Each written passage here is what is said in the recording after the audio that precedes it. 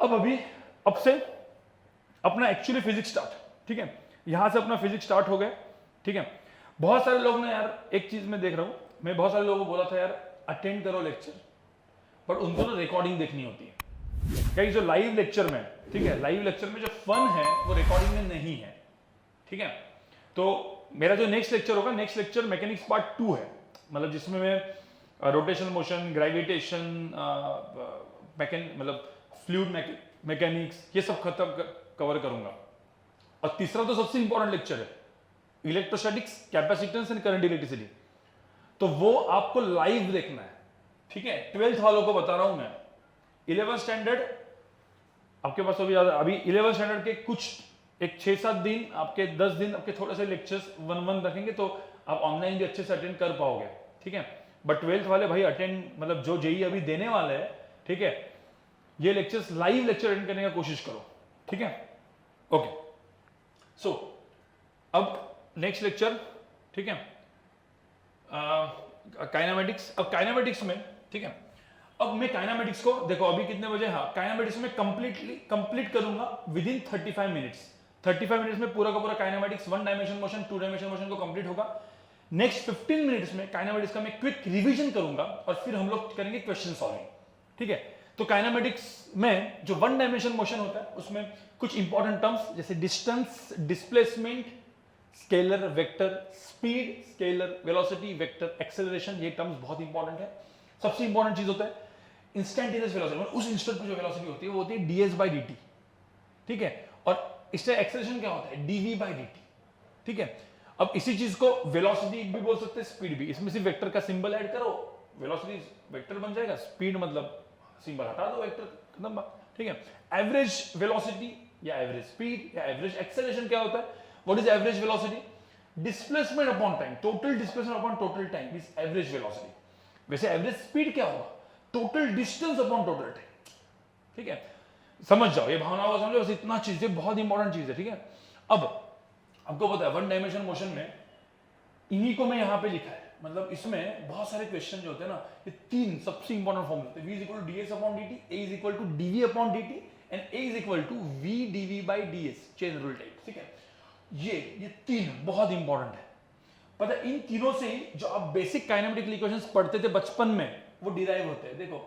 लेकिन ये इक्वेशंस कब वैलिड है, यहां पे बहुत इंपॉर्टेंट कंडीशन मैंने लिखा हुआ है, when acceleration is equal to constant. भाई एक्सेलरेशन कांस्टेंट है, मतलब यूनिफॉर्म एक्सेलरेशन, तब आप जब इसको इंटीग्रेट करते हो, मतलब देखो ना, ये फॉर्मूला इंटीग्रेट कैसे करोगे, देखो ये जो है ना dt इधर लेके आओ, दोनों साइड इंटीग्रेट करो, ये बन जाएगा, ये दोनों साइड इंटीग्रेट करो, ये बन जाएगा, मतलब ये v equal to ds upon dt लिखो, इधर उधर लेके जाओ, इंटीग्रेट करो, ये मिल जाएगा, इसको इंटीग्रेट करो, ये मिल जाएगा भाई।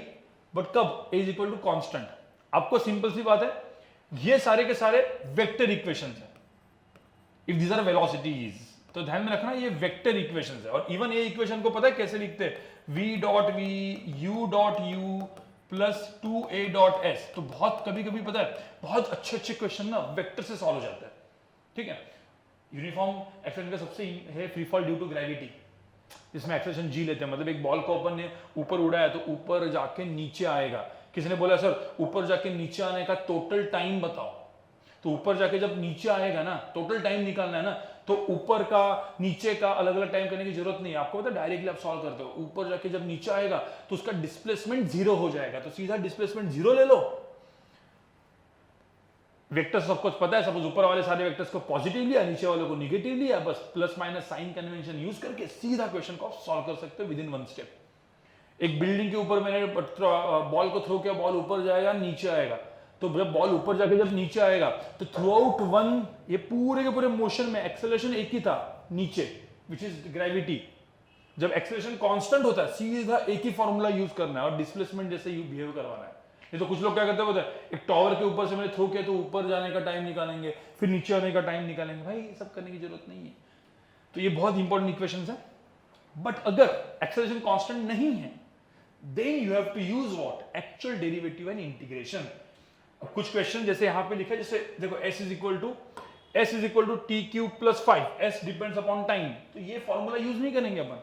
अब इसमें पूछा है फाइंड वेलोसिटी एंड एक्सेलरेशन, तो वेलोसिटी कैसे निकलेगी भाई, ds अपॉन dt, इसको डेरिवेटिव करना पड़ेगा, तो 3t स्क्वायर होगा, डेरिवेटिव ऑफ 5 0। एक्सेलरेशन निकालना है तो क्या करना पड़ेगा, dv अपॉन dt, तो dv अपॉन dt मतलब यहाँ पे क्या करना पड़ेगा 60, तो इस तरीके से करना पड़ेगा फिर। हाँ, अब यहाँ पे देखो v in terms of s दिया है, फाइंड a पूछा है, तो a क्या होगा v dv बाई ds, तो ये भी बहुत इंपॉर्टेंट चीज है, काम का होता है, dv बाई ds करोगे, इसको डेरिवेटिव करोगे तो क्या आएगा 8s, तो 4s स्क्वायर, अरे v को लिखा और dv बाई ds को क्या लिखा इंटू 8s, तो ये मेरा आंसर आ जाएगा। आपको समझ में आ रहा है, इस तरीके से क्वेश्चंस आएंगे, ठीक है, वन डायमेंशन पे। अब मैंने वन डायमेंशन को क्विकली आपको जस्ट बताया। अब जब मैं जेईई मेन 2025 में ये सारे क्वेश्चंस आए थे, इनको सॉल्व करते हैं जेईई मेन 2025 24, तो आपको आइडिया आ जाएगा कि ये क्वेश्चंस कैसे आते हैं वन डायमेंशन पे। तो क्विकली अपने पास जाना नहीं है, फटाफट करते हैं, ठीक है। अब क्वेश्चन देखो यहाँ पे क्या दिया, एक मिनट, ये नहीं, ये ठीक है, ये दो क्वेश्चन में थोड़ा सा बाद में करता हूँ, अच्छे क्वेश्चन थे इसीलिए। पहले अपन क्या करते हैं, ये वाला, the velocity time graph of an object moving along straight line, what is the distance covered by the object between time 0 to 4। अब 0 से 4 के अंदर का टाइम मुझे क्या निकालना है, डिस्टेंस निकालना है।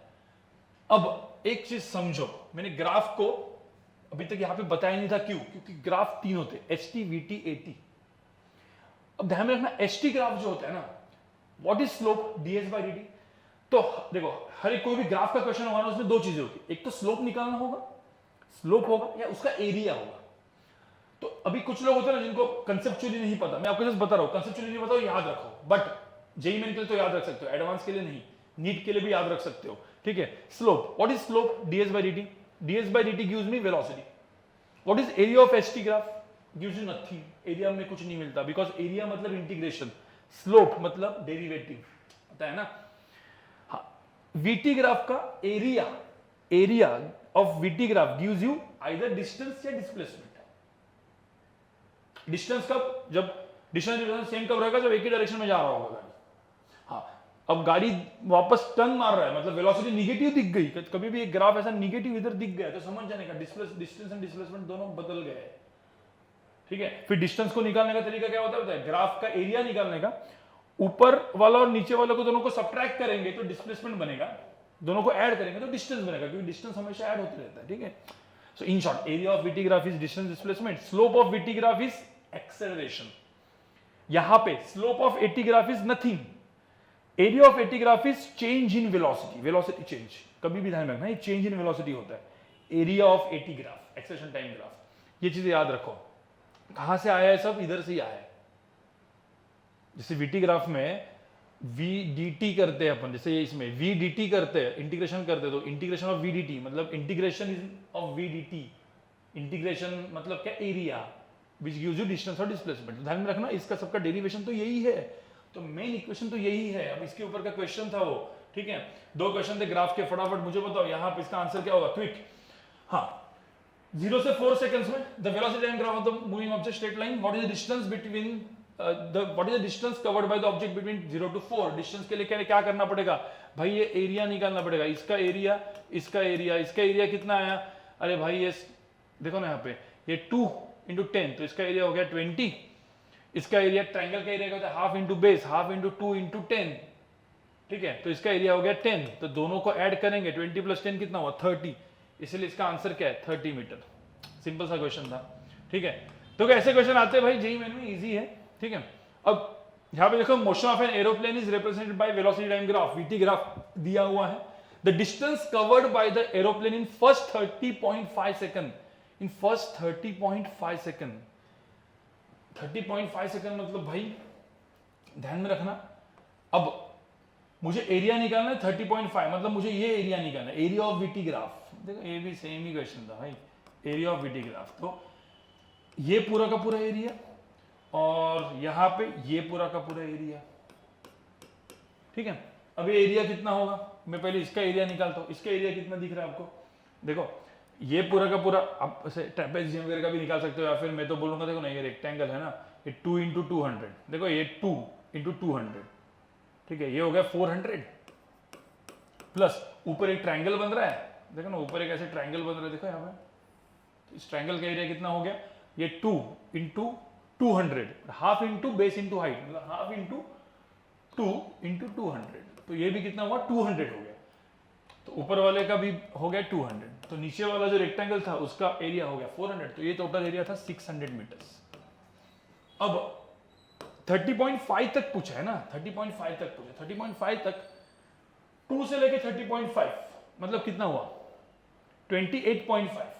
तो ये जो बेस है, ये बेस है, ये हो जाएगा 28.5 और ये पूरा का पूरा हो जाएगा 400।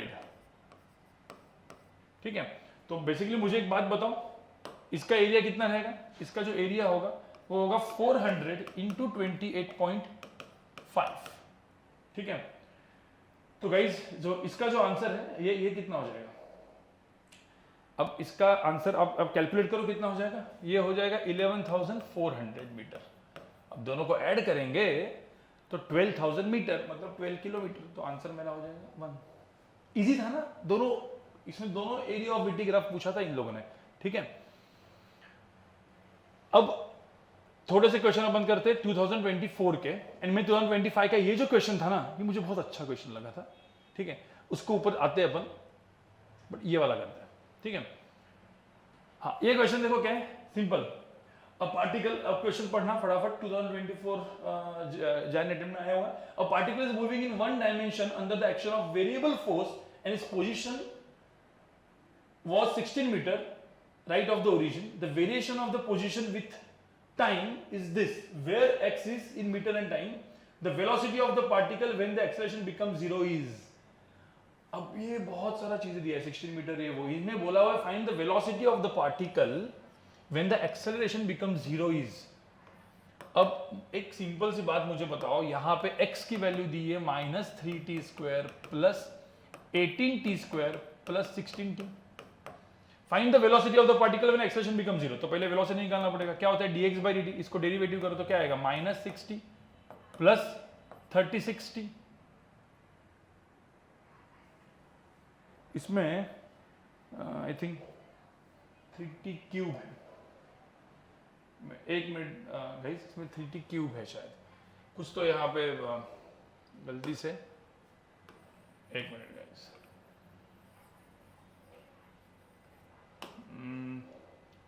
ओरिजिनल क्वेश्चन में मुझे अभी एकदम एग्जैक्टली याद नहीं है कि ओरिजिनल क्वेश्चन में 3t क्यूब है कि नहीं है, बट आपको क्या करना है, ठीक है, अब मुझे वो चेक करना पड़ेगा कि यहाँ पे 3t क्यूब है या कुछ 3 है कि नहीं, वो भी मुझे चेक करना पड़ेगा।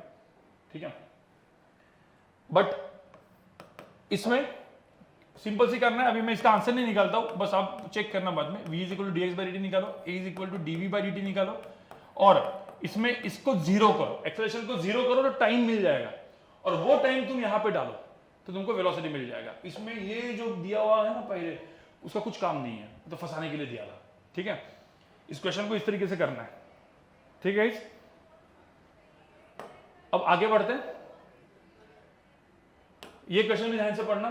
ठीक है, train A is moving along 2 parallel tracks towards north with speed 72 km/h and train B is moving towards south with speed 72 km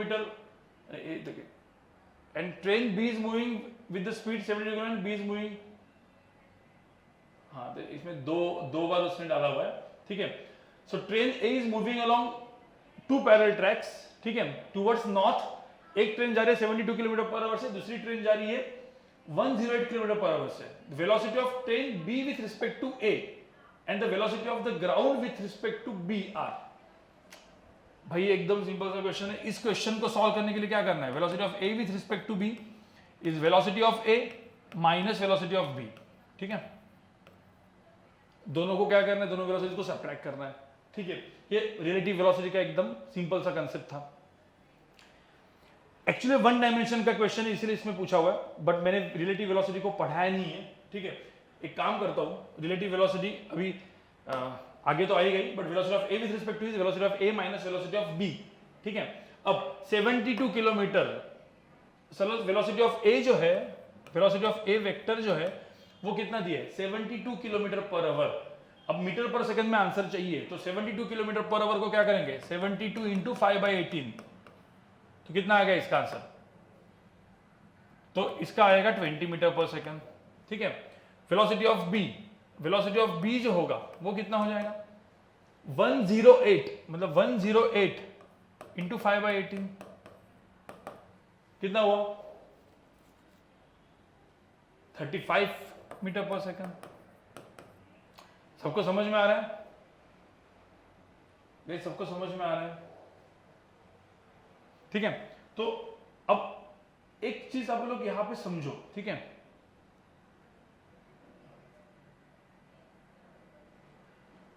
thirty five क्या बोल रहा हूं मैं, 30, सॉरी गाइस, 18/6, ठीक है। तो यहां पे आप समझो,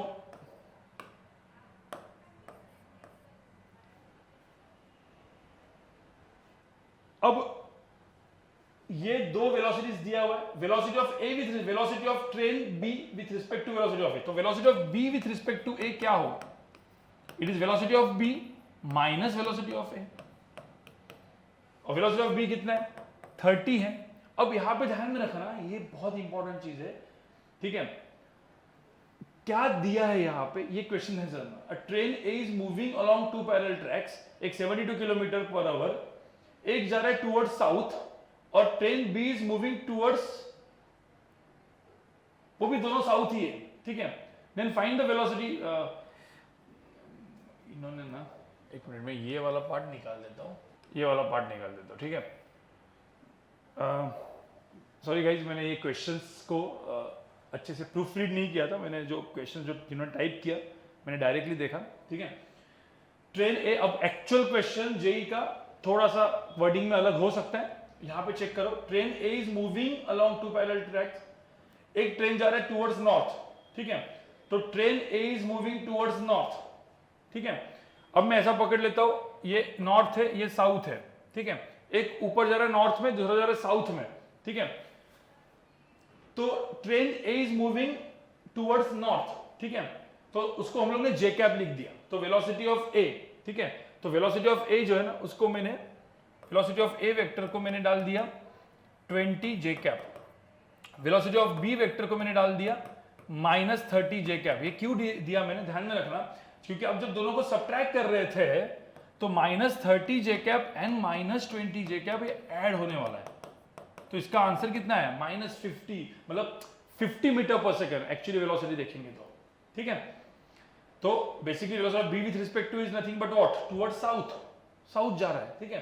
तो ये साइन कन्वेंशन लिखना बहुत इंपॉर्टेंट है। अब मैं plus and J cap and minus J cap क्यों किया, क्योंकि मैंने अलोंग वाई एक्सिस लिखा है, आपको प्लस एंड माइनस सिंबल से भी आप उसका आंसर निकाल सकते हो, ठीक है, ध्यान में रखना। ये सबको समझ में आ रहा है? तो ये रिलेटिव वेलोसिटी क्वेश्चन था, ठीक है। उसके बाद यहां पे देखो, a body falling under the gravity covers 2 points A and B separated by 80 metre in 2 seconds, the distance of the upper point from the starting point is, ठीक है। अच्छा क्वेश्चन है, आप लोग भी ट्राई कर सकते हो, चाहिए तो मेरे साथ 1 मिनट में ट्राई करो क्वेश्चन को, ठीक है। एक क्वेश्चन देखो, body is falling under the gravity covers 2 points A and B, ये 2 पॉइंट है जो बेसिकली कितने मीटर्स दिखे हुए हैं, 80 मीटर सेपरेशन पे दिए हुए हैं, ठीक है। ये टाइम कवर करता है 2 सेकंड्स में, ये 2 सेकंड में कवर करता है, ठीक है। The distance of the upper point from the starting point is, अब बॉडी सपोज यहां से गिराना चालू किया है, ठीक है, तो ये डिस्टेंस पूछा हुआ है कितना होगा, ठीक है। ये वाला जो पार्ट है ये 2 सेकंड्स में ट्रेवल होता है। तो गाइस सबसे पहले तो चीज इसमें ये क्वेश्चन को कैसे करना है, ठीक है। अब मैं एकदम सिंपल सा बात बता रहा हूं, ठीक है। ये question again free fall due to gravity का ही क्वेश्चन है। अब इसके अलग अलग लोग अलग अलग आंसर निकाल सकते हैं, जो आपको पहले स्ट्राइक होता है ना वो करो। देखो ये 2 सेकंड लगता है, तो सपोज मैंने इधर का वेलोसिटी v पकड़ा, ठीक है। तो मुझे पता इधर का वेलोसिटी v पकड़ा, तो एक इक्वेशन तो बनेगा क्या, s = ut + ½ at²। मैं लिख देता हूं यहाँ पे, शायद मुझे अलग कुछ करना पड़ सकता है, तो s = ut + ½ at² इक्वेशन लगा दो, ठीक है। अब एक काम करते हैं, अब सब नीचे ही गिर रहा है, तो ग्रेविटी नीचे ही है, ग्रेविटी की वैल्यू कितनी दी है 10 दी है, तो सारे नीचे वाले वेक्टर्स को, अब तुम लोग माइनस जे कैप माइनस माइनस डालते हो जनरली, बट सब आपको पता है सब नीचे ही जाने वाला है, तो सब प्लस ले लेते हैं ना, मतलब अपन एक्सिस यहाँ पे क्या बना देंगे, एक्सिस यहाँ पे एक्स एंड वाई एक्सिस बना देंगे, तो मैंने वाई एक्सिस जो है ना वो नीचे पॉजिटिव बना दी, ऊपर निगेटिव, मतलब भाई नीचे वाले सारे वेक्टर्स को भी प्लस ले लेते हैं, क्योंकि वेक्टर होता है ना, ठीक है, जस्ट याद दिला रहा हूं आपको। हाँ, तो अब मुझे बताओ ये ऐसे जा रहा है, तो इसको मैंने 80 लिख दिया, इसको मैंने 80 लिख दिया, v टी, ठीक है। अब v इंटू टी, टी की वैल्यू कितनी है, अरे टी की वैल्यू है भाई 2 plus half into 10 into T square कितना 4। तो अब एक तो चीज समझ में आया, यहां से आपको क्या मिल गया भाई, सीधा v मिल गया, इधर की वेलोसिटी मिल गई। तो ये वेलोसिटी मिल गई, कितनी है वेलोसिटी आप देखोगे यहाँ पे, देखो ये 2 ये 5 5 4 जा 20, इधर गए तो 60 60 बाई 2, मतलब वेलोसिटी कितना है 30 मीटर पर सेकंड आ गई वेलोसिटी। अब मुझे एक बात बताओ, यहाँ की मुझे वेलोसिटी मिल गई कितनी 30 metre per second, initial velocity it is dropped, तो इनिशियल वेलोसिटी 0 है, ग्रेविटी दिया हुआ है, s निकालना है। अब कौन सा फॉर्मूला लगाओगे, तीसरा फॉर्मूला जो बहुत इंपॉर्टेंट था, v square is equal to u square plus 2as। बस इसमें v स्क्वायर की वैल्यू 30 स्क्वायर डाल दो, u स्क्वायर डाल दो 0 square plus 2 into 10 into s, तो s की वहां पे वैल्यू आ जाएगी 45 मीटर। सबको समझ में आ रहा है क्या? तो इस तरीके से देखो क्वेश्चन एकदम सिंपल था, ठीक है। अगेन ये इंटीरियर टाइप का क्वेश्चन था, ठीक है, यही 2024 में। अब ये क्वेश्चन में जानबूझ के डाला है, बहुत सारे लोग पता है ये जो क्वेश्चंस को सॉल्व करने के लिए, अगेन ये 2024 का ही जनवरी अटेम्प्ट का क्वेश्चन है, ठीक है। जेई का क्वेश्चन है, क्या है, a small steel ball is dropped into a long cylinder containing glycerine, which one of the following is correct representation of the velocity time graph for the transit of the ball। ये question पूछा था। अब पता है आपको एक चीज समझना है, जेई मेन में या जेई एग्जाम में या इवन नीट में आता, तो जेई और नीट जैसे एग्जाम्स में क्वेश्चन को सॉल्व करने के लिए मिलते हैं 2 मिनट्स। अब 2 मिनट सपोज मिलते हैं, तो तुमको बड़े बड़े सोल्यूशन नहीं बनाना है, बड़े बड़े सोल्यूशन नहीं बनाना है, ठीक है। तो फिर क्या बनाना है, कैसे करना है इस क्वेश्चन को सॉल्व, ठीक है। कभी कभी ऑप्शन से जाना होता है और देखना होता है कि कौन सा ऑप्शन सही है। आपने कभी भी चीज देखी होगी, एक जैसे एक ये सॉल्यूशन है, मतलब ये वाटर हो सकता है, यहाँ पे तो ग्लिसरीन है, एक स्मॉल स्टील बॉल इसको डाल दिया यहां से इसके अंदर, ठीक है। Small steel ball is dropped into long cylinder containing glycerine, ठीक है। अब यहां से इसको ड्रॉप कर दिया है, ठीक है। आपको पता है क्या होने वाला है इसका, Which one of the following is correct representation of the velocity। आप इसको ना एलिमिनेशन में जाओ, जब ये अंदर जाता है, ये जब बॉल अंदर जाता है, एक तो एक विस्कोसिटी वाला फोर्स आता है, बायनेंसी फोर्स आता है, तो रेजिस्टेंस तो होगा, ठीक है। और जो विस्कोसिटी वाला फोर्स होता है ना, आपको पता है it is proportional to velocity, it is proportional to velocity. और इसमें कंसेप्ट पढ़ते हैं, कुछ टाइम के बाद वो टर्मिनल वेलोसिटी रीच हो जाती है। टर्मिनल वेलोसिटी मतलब जो ग्रेविटी फोर्स को खींच रहा है नीचे, और जो ऊपर वाला फोर्स एक दूसरे को बैलेंस कर देंगे, मतलब एकदम ऐसे एक दूसरे कैंसिल आउट हो जाएंगे, और फिर दोनों मतलब वो टर्मिनल वेलोसिटी मतलब वो वेलोसिटी कांस्टेंट हो जाएगी। ऐसा कंसेप्ट है जो आप बाद में फ्लूइड मैकेनिक्स में पढ़ते हो, बट अभी आपको वो पता भी नहीं है ना। तो इतना तो पता है कि कोई ऐसा फोर्स जो वेरिएबल फोर्स है, इसके अंदर घुसने के बाद, मतलब मैं बॉल को थोड़ा सा ऊपर से ड्रॉ किया, मैं इधर से ड्रॉप करता हूं, जब ये बॉल ऊपर जाएगा तो एक जो फोर्स आएगा, ये फोर्स ही प्रोपोर्शनल टू वेलोसिटी रहेगा, केवी। मतलब मुझे एक बात बताओ, मैं mg फोर्स लगाया और छोटा बॉल है तो चलो बायनेंस फोर्स अपन ने निकाल दिया, तो आप देखोगे mg minus kv is equal to mass into acceleration dv by dt। अब इसको आप करोगे, इतना तो कंफर्म है, कहीं तो स्ट्रेट लाइन तो आएगा ही नहीं ना, तो स्ट्रेट लाइन तो भाई है ही नहीं पिक्चर में, एक ही चीज दिख रहा है ऐसा वाला। और आपको तो इसका जो आंसर आता है जब आप इसको सॉल्व करते हो, ठीक है, तो वेलोसिटी कम होती जाती है, dv बाई dt कम होते जाता है यहाँ पे, ठीक है। तो इनको मतलब ये माइनस डी बाई dt लिख के इसको जब इंटीग्रेट करोगे तो इनवर्स एक्सपोनेंशियल बोलते हैं हम लोग, e to the power minus वाला ग्राफ, जो बहुत सारे लोग बाद में रेजिस्टेंस चार्ज टाइम ग्राफ वगैरह रहेगा ना आरसी सर्किट में, ऐसे ग्राफ्स आते हैं आपको। तो इस तरह के ग्राफ, मतलब कुछ टाइम के बाद धीरे धीरे जो इसका वेलोसिटी जीरो होगा, बट ऐसा उसका जो वेलोसिटी होगा वो कांस्टेंट की तरफ जाएगा, it will be constant in infinite time, e to the power minus का ग्राफ आता है, ठीक है। इसको आप इंटीग्रेशन करोगे, तो इंटीग्रेशन करने गए लंबा जाएगा बहुत, कौन करेगा उतना, ठीक है, ध्यान रखना। इंटीग्रेशन से नहीं करना है, उसको ऑप्शन से करना है, ठीक है। सबको समझ में आया? अरे भाई सबको समझ में आया, ठीक है। अब जैसे मैंने बोला था, एक बहुत अच्छा क्वेश्चन था 2025 का ये वाला क्वेश्चन। गाइस ये जो क्वेश्चन है सब लोग इस क्वेश्चन को पढ़ो, ये वाला 2 डायमेंशन का क्वेश्चन है, ये वाला नहीं, ये जो है ये क्वेश्चन सब लोग क्वेश्चन पढ़ो। ये क्वेश्चन आपको सबको सॉल्व करना है, इसका सोल्यूशन बाद में बता दूंगा, ठीक है। ये सोल्यूशन वो पीडीएफ में आपको मिल जाएगा मेरे लेक्चर में। आज रात को एक पीडीएफ अपलोड होगी जिसमें 2024 एंड 25 के सारे प्रीवियस क्वेश्चंस जो आपको सॉल्व करने हैं अभी, ठीक है। ध्यान में रखना ये जेईई मेन का अटेम्प्ट बहुत इंपॉर्टेंट है। 2024, 25, 23 ये 3 साल के क्वेश्चन सॉल्व करके जाओ, आपको 98-99% आराम से मिल जाएंगे, ठीक है। चलो अब 2 डायमेंशन को मैं क्विकली रिवाइज कराता हूं भाई। 2 डायमेंशन भी बहुत ही सिंपल सी चीज है। क्या है 2 डायमेंशन? 2 डायमेंशन क्या है? बस कुछ नहीं, 2 ही चीजें होती है। प्रोजेक्टाइल मोशन होता है, 2 डायमेंशन प्रोजेक्टाइल मोशन होता है। मतलब मैंने एक बॉल को थ्रो किया तो बॉल कैसे जाएगा? अरे बॉल को थ्रो किया तो बॉल ऐसे जाएगा, ऐसे ही जाएगा। अब जब बॉल ऐसे जाएगा तो 2 डायमेंशन में गया, इसको हम लोग बोलते हैं पैराबोलिक पाथ। तो इन क्वेश्चन को सॉल्व करने के 2 तरीके होते हैं, एक फॉर्मूला मेथड, जो फॉर्मूला याद रखो, और दूसरा मेथड मतलब सोचो कैसे। तो ये जब ऐसा जाएगा तो इसके वेलोसिटी के 2 कंपोनेंट है, एक एक्स कंपोनेंट, वाई कंपोनेंट। तो कभी भी ध्यान रखना, इसको हम लोग बोलते हैं एक्स कंपोनेंट वाई कंपोनेंट से ही सॉल्व करना होता है। मतलब ये बॉल ऐसे जाएगा तो इसको मैं एक्स शैडो वाई शैडो बोलता था मेरे एक्चुअल लेक्चर्स में। तो जब ये बॉल ऐसे जाएगा तो इसके साथ जो इसकी एक्स की शैडो भी इसके साथ ऐसे ऐसे जाएगी और इधर रुक जाएंगे। जब ये बॉल ऐसे जाएगा तो इसकी वाई की शैडो भी उसके साथ जाएगी और ऊपर जाके नीचे आ जाएगी। बस तो एक्स एंड वाई शैडो के ऊपर, जैसे अभी एक्स एंड वाई शैडो का वेलोसिटी निकाला u cos theta, y shadow का u sin थीटा, ठीक है। एक्सेलरेशन सिर्फ ग्रेविटी नीचे है तो पता है यहाँ पे इसका जो एक्सेलरेशन है, एक्सेलरेशन अलोंग एक्स एक्सिस 0 है क्योंकि ग्रेविटी सिर्फ अलोंग वाई एक्सिस है। And acceleration along y axis क्या है? मतलब आप इसमें डालोगे तो -g डालोगे विद साइन कन्वेंशन। बस ये सारी की सारी चीजें s = ut + ½ at² में डाल दो। मतलब बॉल इधर से इधर गया तो वाई शैडो ऊपर जाके नीचे आ गई तो डिस्प्लेसमेंट अलोंग वाई 0 हो गया। तो देखो ना, s = ut + ½ at², वाई पे अलग लगाओ, एक्स पे अलग लगाओ आपको।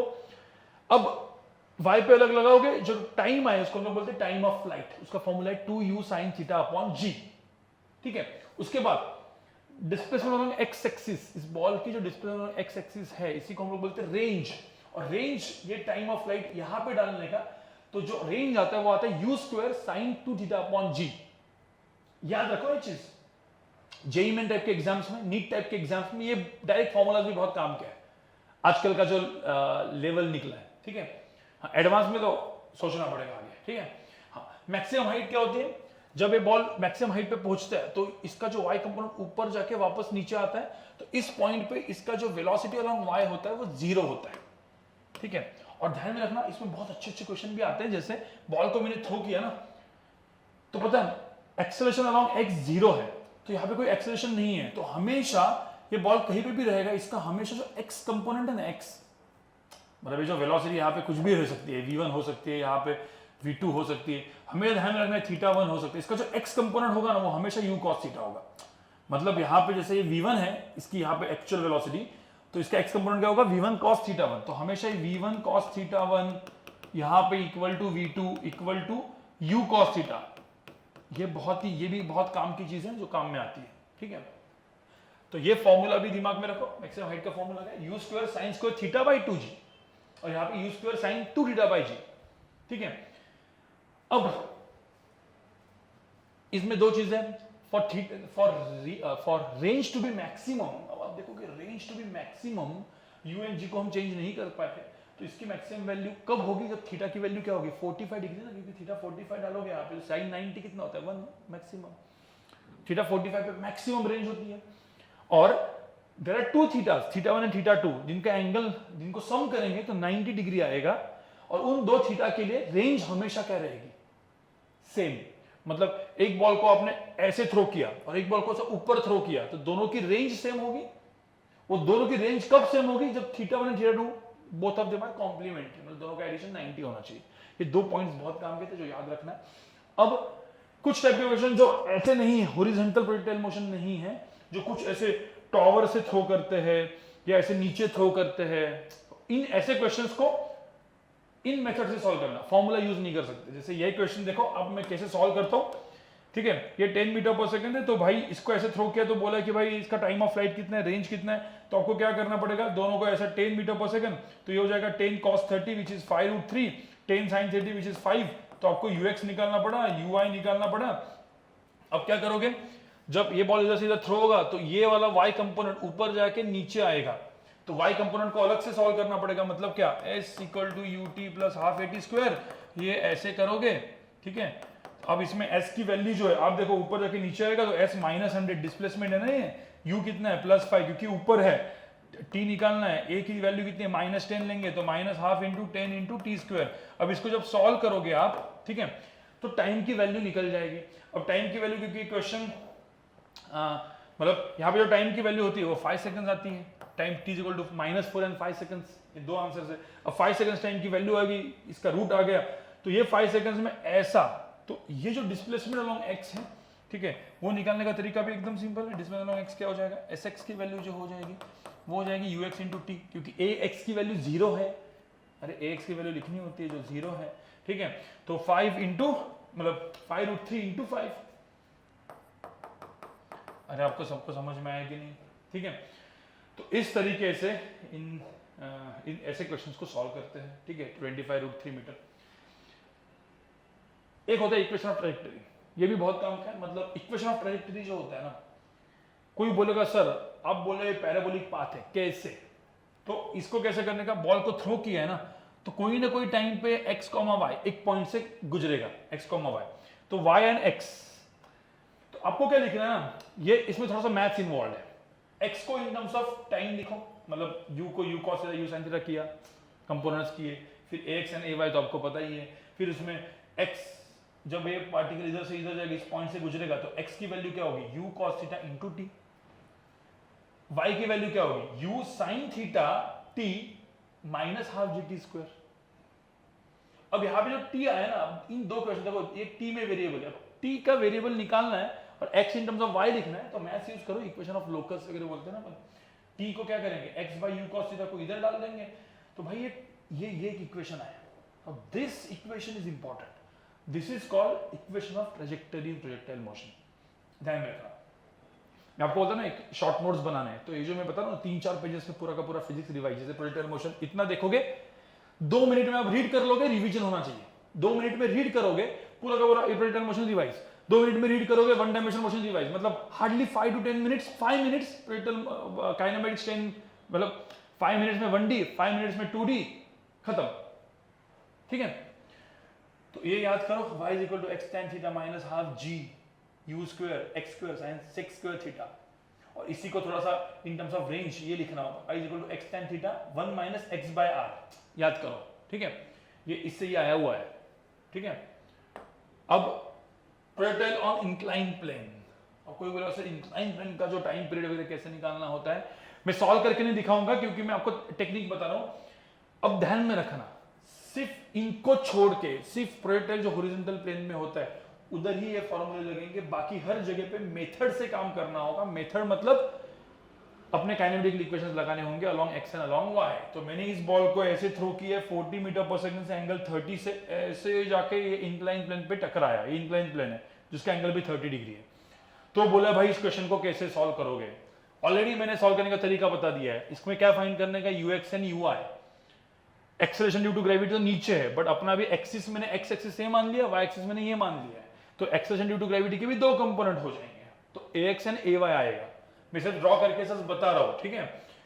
हाँ, ux की वैल्यू कितनी आएगी, यहाँ पे मुझे बताओ ux की वैल्यू कितनी आएगी, 40 cos 30, 40 cos 30 मतलब 20√3, 40 sin 30, ui की वैल्यू कितनी आएगी 20, तो ये 20√3 20 आ गई।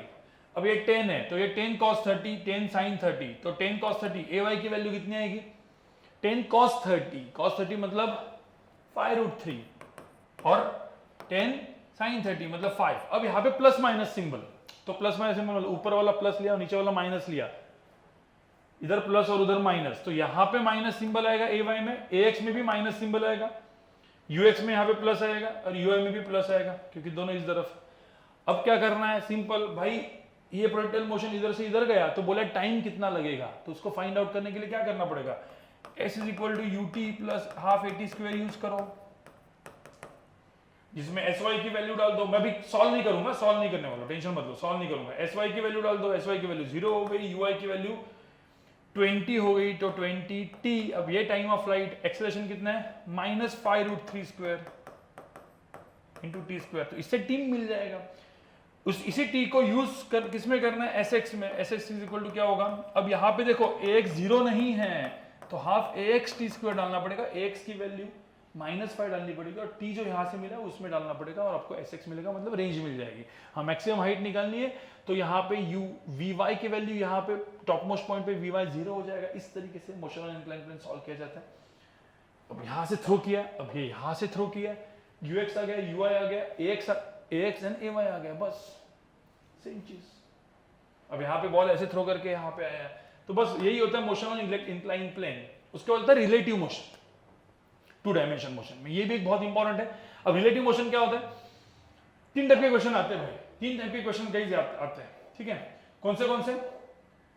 एक man water problem, man and swimmer problem, मतलब भाई वाटर फ्लो कर रहा है, आदमी ने जंप मारा, अब उसको अपोजिट बैंक में पहुंचना है, कहां पे पहुंचेगा? अब जैसे ए से निकला, एग्जैक्टली बी पे पहुंचना है और वाटर ऐसे फ्लो कर रहा है, तो सपोज उसने सीधा ऐसे जंप मारा तो कभी बी पे पहुंच पाएगा क्या? नहीं ना, वाटर उसको यहां पे लेके जाएगा ना, तो सी पे पहुंचेगा। तो सी पे पहुंचा, इसी को बोलते हैं हम लोग ड्रिफ्ट।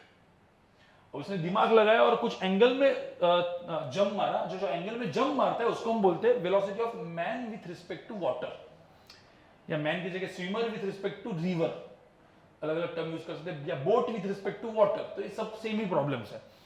अब velocity of man with respect to water, उसने जंप मारा, वेलोसिटी ऑफ वाटर ऐसे था, अब कहां पे एग्जैक्टली पहुंचेगा वो होता है velocity of man. So velocity of man, अब ध्यान में रखना, रिलेटिव वेलोसिटी का सबसे, रिलेटिव मोशन का सबसे मेन कंसेप्ट होता है velocity of A with respect to B is velocity of A minus velocity of B, ठीक है। उसको डायरेक्टली यूज करो, velocity of man with respect to water is velocity of man minus velocity of water. Velocity of man क्या होगा, इन दोनों का addition होगा, मतलब इन दोनों का वेक्टर एडिशन ये देगा।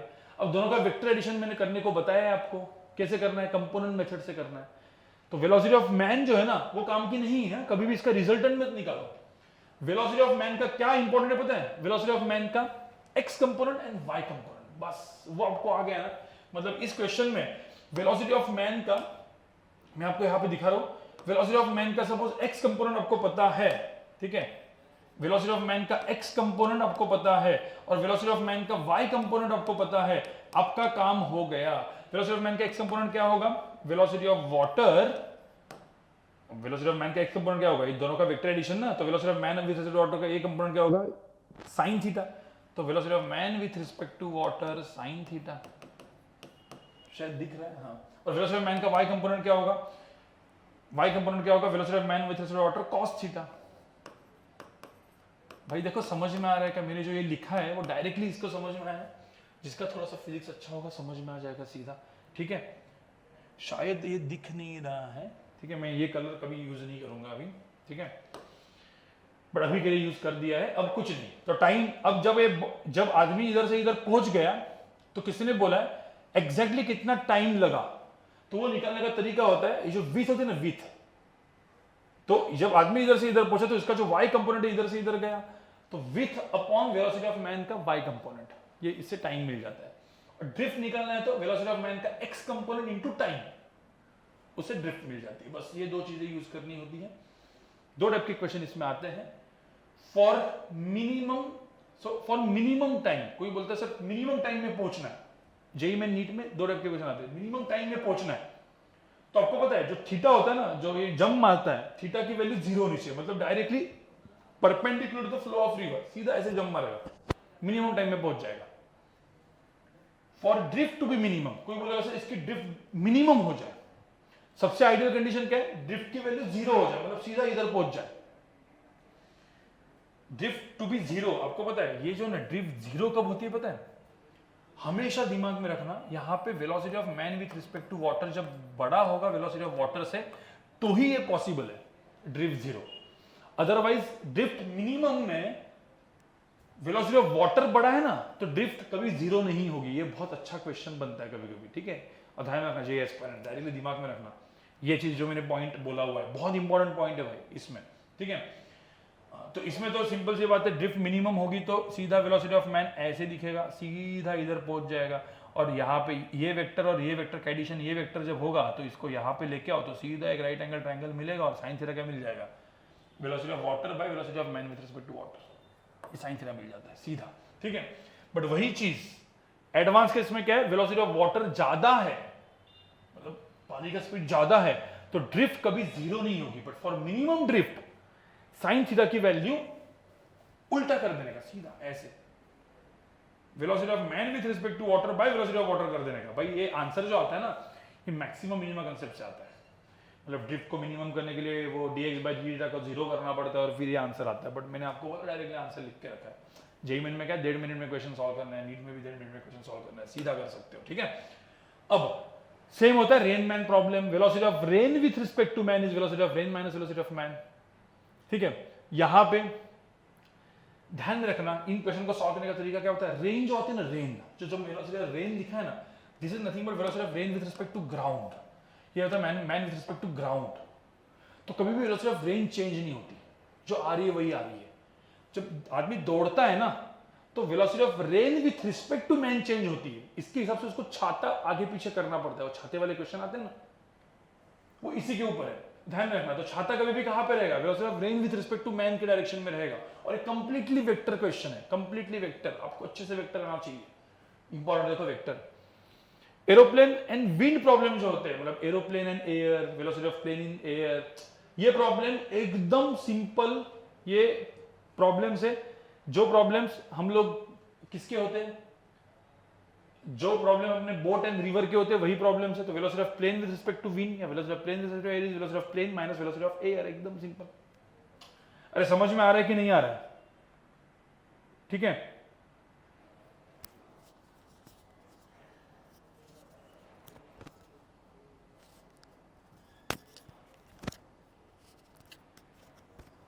गाइस सबको सुनने में आ रहा है, एक मिनट, मुझे सिर्फ जस्ट बता रहा हूं, मुझे सबको सुनने में आ रहा है, क्योंकि मैं क्विकली ये रिवीजन कर दिया है, क्विकली इसको रिवाइज मैंने कर दिया है, ठीक है।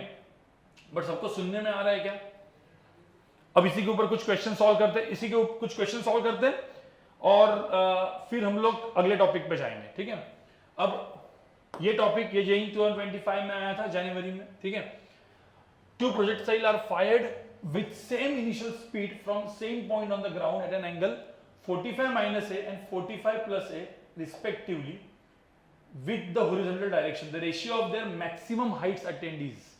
अब यहाँ पे अपना हाइट का फॉर्मूला काम में आएगा। हाइट का फॉर्मूला क्या होता है, सबको याद है? हाइट का फॉर्मूला क्या होता है guys? u square sine square theta by 2g, ठीक है। अब यहाँ पे एकदम सिंपल है, एक हाइट है h1, the ratio of their maximum Heights, ठीक है। पहला 45 माइनस है और 45 प्लस है, ठीक है। तो एकदम सिंपल सी बात है भाई, ये h1 बाय h2 करोगे तो इसका आंसर क्या आएगा? Sine square theta 1 divide by sine square theta 2, यही तो है ना, दोनों को डिवाइड करके यूज कर बाय 2g तो कट हो जाएगा। अब यहां पे आंसर देखो किस में दिया है, 2 अल्फा वगैरह में दिया हुआ है, तो ध्यान में रखना आपको ये यूज करना है। इसमें तो आपको क्या यूज करना है, आपने पढ़ा होगा ना, ठीक है। अरे पढ़ा है कि नहीं, कुछ चीजें तो पढ़ी है कि नहीं, ठीक है। साइन 2 थीटा क्या होता है? 2 साइन थीटा कॉस थीटा, ठीक है। आपको इसमें इतना चीज ध्यान में रखना, ये एंगल्स दिए हुए हैं, ठीक है। इन एंगल को ऐड करेंगे तो रेंज सेम हो जाएगी, क्योंकि 90 डिग्री वाले हैं, दोनों का एडिशन 90 डिग्री है, तो रेंज तो इन लोग का क्या है, सेम ही है। They are fired with the same initial speed from the same point, ठीक है। तो the ratio of their maximum heights पूछा हुआ है। अब एक क्वेश्चन में साइन स्क्वायर 45 माइनस अल्फा डालो, दूसरे में साइन स्क्वायर 45 प्लस अल्फा डालो। अब ये जो क्वेश्चन बचा है ना, ये क्वेश्चन बचा है किसका? ये क्वेश्चन बचा है कंप्लीटली अपने ट्रिग्नोमेट्री का। ट्रिग्नोमेट्री यूज करो, आपको आंसर आ जाएगा। यहाँ पे आंसर 2 आया हुआ है, ठीक है। ये सेकंड आंसर है। क्यों? थोड़ा सा क्योंकि जेईई में 2025 का क्वेश्चन है, आप लोग कर देना, बट ये यूज तो यही करना है, ठीक है। अब सेकंड ये वाला, देखो ये क्वेश्चन पूरा का पूरा मैं सॉल्व नहीं करूंगा क्योंकि ये अभी नए नए क्वेश्चन है जो आपको थोड़ा सा दिमाग भी लगाना है, ठीक है।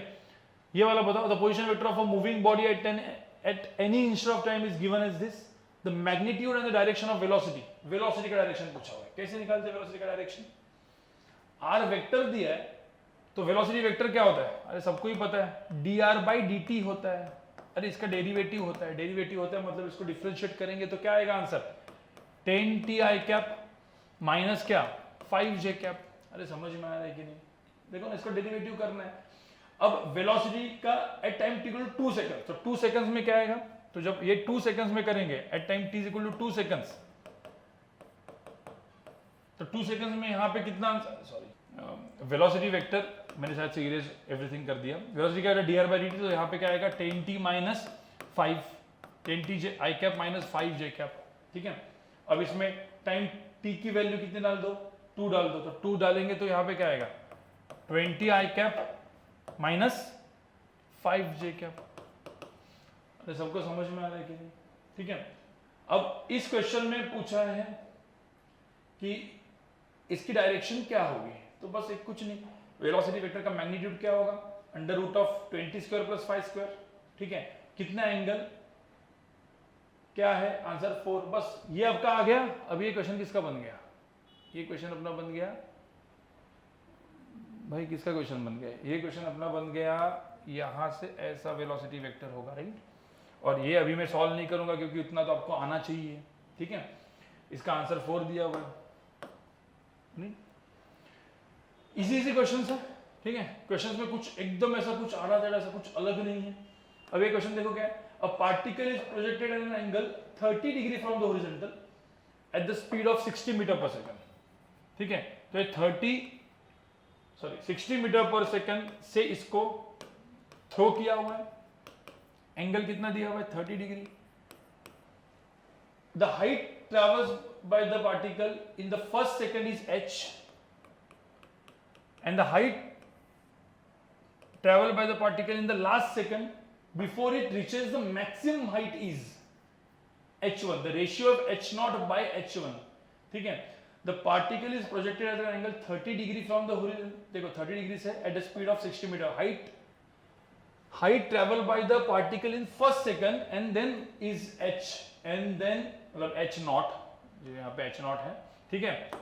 तो h नॉट बाय h1 निकालना है भाई, एकदम सिंपल है। तो पहले तो मुझे तो टाइम ऑफ फ्लाइट कितना होगा, मैक्सिमम हाइट निकलने पहुंचने तक टोटल टाइम, जो टाइम ऑफ फ्लाइट होता है वो आपको पता है 2u sin theta upon g होता है, ठीक है। तो 2u sin थीटा मतलब 2 इंटू क्या, u कितना है 60, sin 30 is half divide by 10, आपको समझ में आया। तो टोटल टाइम लगा 6 सेकंड्स, ठीक है। अब टोटल 6 सेकंड्स है, ये टोटल टाइम ऑफ फ्लाइट है। तो मैक्सिमम हाइट पहुंचने तक का टाइम कितना है 6/3, 6/2 मतलब 3 सेकंड्स। तो भाई 3 सेकंड्स यहां पे पहुंचना है, ठीक है। तो पहले क्या पूछा है, अब ध्यान में रखना इस क्वेश्चन को सॉल्व करने का तरीका क्या है, 60 के 2 कंपोनेंट लेंगे, 60 sin cos 30, 60 sin 30, तो ये 30√3 और 60 sin 30 कितना होगा 60 into हाफ 30। अब ये हो गया मेरा ui, ये हो गया मेरा ux। हाइट निकालने का काम किसका है, ui का है, ठीक है। तो फर्स्ट सेकंड में कितना गया, वो h नॉट गया। अरे मतलब मैं निकलूंगा s equal to s।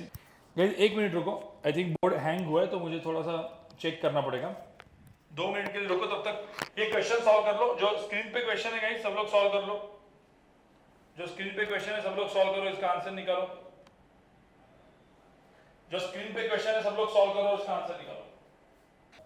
Guys अपन वापस कंटिन्यू करते यहां से जहां से अपने छूटा था, ठीक है। इस क्वेश्चन को क्विकली हम लोग सॉल्व करते हैं। देखो इस क्वेश्चन में क्या है, a particle is projected at an angle 30 degree from the horizontal, ठीक है, 30 degree from the horizontal at a speed of 60 metre per second, मतलब ऐसे इसको थ्रो किया हुआ है।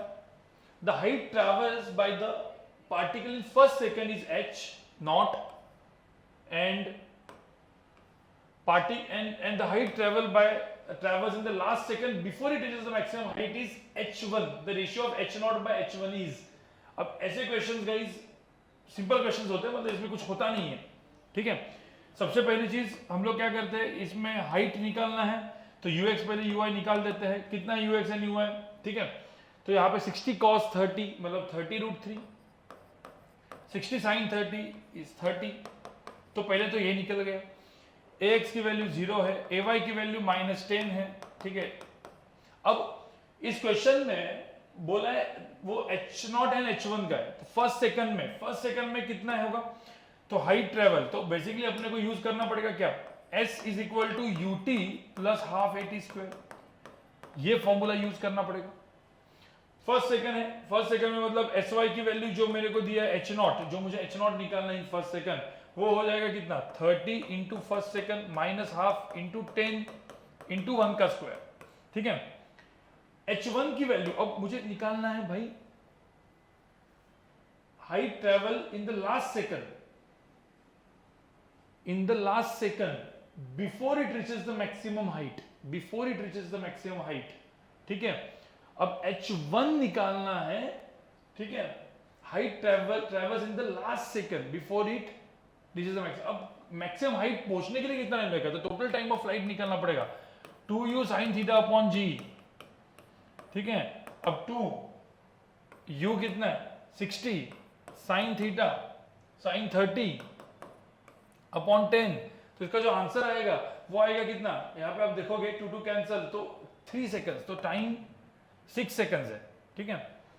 अब यहाँ पे 6 सेकंड्स इसका टाइम ऑफ फ्लाइट है, मतलब 3 सेकंड उसको लगा यहाँ पे पहुंचने के लिए, मतलब लास्ट का मतलब अभी देखना पड़ेगा कि भाई 2 सेकंड में कहां पे गया, मतलब थर्ड सेकंड जो है ना, लास्ट का सेकंड जो है इधर 3 सेकंड में पहुंचा है, ये 3 सेकंड में वो एकदम मैक्सिमम हाइट पे पहुंचा, तो 2 सेकंड में कहां तक पहुंचा, तो ये सेम चीज 2 सेकंड में निकालो, 2 सेकंड में कहां पे पहुंचेगा, हाइट निकलेगी आपकी, ठीक है। 2 सेकंड में कितना पहुंचेगा 30 into 2 minus half into 10 into 2 square, ठीक है। तो लास्ट सेकंड में कितना पहुंचा, दोनों का सब्ट्रैक्शन करना पड़ेगा बस। अब ये दो क्वांटिटीज को अपन ने रेशियो कर दिया तो इसका आंसर आएगा 5। तो ये चीज दिमाग में रखना है, 6 सेकंड लगता है तो मैक्सिमम हाइट में पहुंचने के लिए 3 सेकंड लगता है, ठीक है। तो लास्ट सेकंड में जो हाइट ट्रेवल किया होगा इसने, लास्ट सेकंड में जो हाइट ट्रेवल किया होगा, तो 2 सेकंड का पहले मैंने हाइट निकाला, फर्स्ट सेकंड का हाइट निकाला, ठीक है। एक मिनट, यहाँ पे मैक्सिमम हाइट, एक चीज समझ जाओ आप, मैक्सिमम हाइट निकालनी पड़ेगी। मैक्सिमम हाइट का भी फॉर्मूला आपको सबको पता है ये क्या है, ठीक है। डायरेक्टली भी निकाल सकते हैं आप, u square sine square theta by 2g, ठीक है। तो ये मैक्सिमम हाइट निकालो, और अब यहाँ पे ध्यान रखना height travels in the last second, मतलब सेकंड एंड थर्ड सेकंड के बीच में, ठीक है। वो हाइट निकालने का तरीका क्या हो जाएगा कि पहले हाइट ट्रेवल 2 सेकंड में कितनी थी, इतनी थी, अब इसको माइनस करना पड़ेगा इससे, दोनों को सब्ट्रैक्ट करो और फिर रेशियो निकालो, तो आपका आंसर 5 आ जाएगा। समझ में आ रहा है, ठीक है। इस तरीके से इस क्वेश्चन को सॉल्व करना था, मतलब ये देखो इसमें 2-3 चीजों का कैलकुलेशन था, ठीक है, 2-3 चीजों का कैलकुलेशन था, इसीलिए हम बोल सकते कि मतलब 2 मिनट तो इस क्वेश्चन को लग ही जाते हैं, ठीक है। अब ये देखो, a ball of mass 100 gram is projected with speed velocity to मतलब with velocity 20 metre per second at an angle 60 degree with horizontal. The decrease in kinetic energy of the ball during the motion from point of rotation to the highest point is, decrease in kinetic energy कितना है। तो भाई ये question में तो अपन ने को question बताया था कि ये सपोज 20 मीटर पर सेकंड से एक बॉल को थ्रो किया एंगल 60 डिग्री से, तो ये बॉल हाईएस्ट पॉइंट पे जाएगा, तो इसकी वेलोसिटी कितनी होगी, तो पता है ना आपको, ये चीज सेम रहता है, एक्स कंपोनेंट सेम रहता है, तो ये 20 cos 60 which is 10 metre per second, right. तो ये जो वेलोसिटी होगी वो 10 मीटर पर सेकंड ही होगी। फिर अभी क्या करना पड़ेगा, काइनेटिक एनर्जी को कैलकुलेट करो, ये काइनेटिक एनर्जी फाइनल और यहाँ पे kinetic energy initial, half mv² use करना है, यहाँ पे भी हाफ mv² यूज करना है, ठीक है। अब बस इन दोनों का जो डिक्रीज है, सब्ट्रैक्शन है, वो आंसर आपका आ जाएगा। इसका आंसर यहाँ पे आता है 2 मतलब 15 जूल। ये देखो मैं आपको क्वेश्चन को कैसे सॉल्व करना है वो बता रहा हूँ, ठीक है, जिससे आपके कंसेप्ट रिवाइज हो रहे हैं, ठीक है।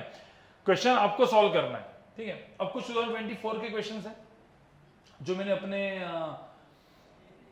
वैसे आंसर गलत है, ठीक है। यहाँ पे सिर्फ एक क्वेश्चन ही कर लेते हैं अपन।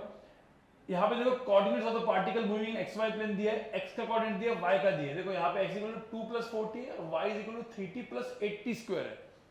तो बोला था motion of the particle is, अब यहाँ पे आप देखोगे इससे जो t की वैल्यू आएगी क्या आएगी, x माइनस 2/4 आएगी, जो हम किस में डालेंगे, जो हम इसमें डालेंगे to find equation of locus. तो यहाँ पे y in terms of x square आ जाएगा, राइट।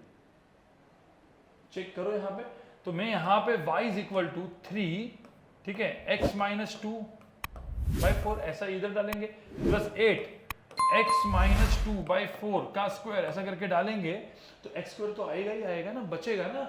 तो यहाँ पे कौन सा पाथ आएगा, ये पैराबोलिक पाथ है, ठीक है, पैराबोलिक पाथ है, ठीक है। अब ये क्वेश्चन बहुत ही कॉमन जेन्युइन कॉमन क्वेश्चन होते थे। The angle of projection of a projectile to have a same horizontal range and maximum height is, ठीक है, ये सब क्वेश्चन जो है, ठीक है।